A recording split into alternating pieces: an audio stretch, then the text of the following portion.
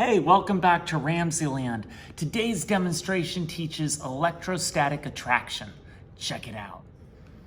All you need for this lab is a balloon, a plastic cup, a nickel, and a toothpick.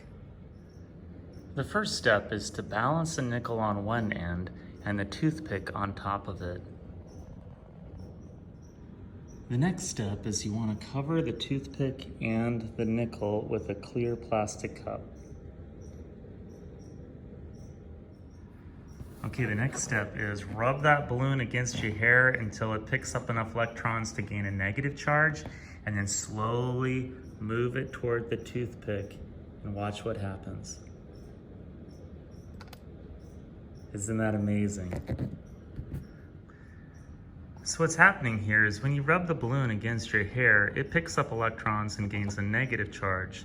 That negative charge repels the electrons on the toothpick so that the balloon is now attracted to the protons on the toothpick, and that's what causes it to move. A little closer, there it goes. Pretty cool.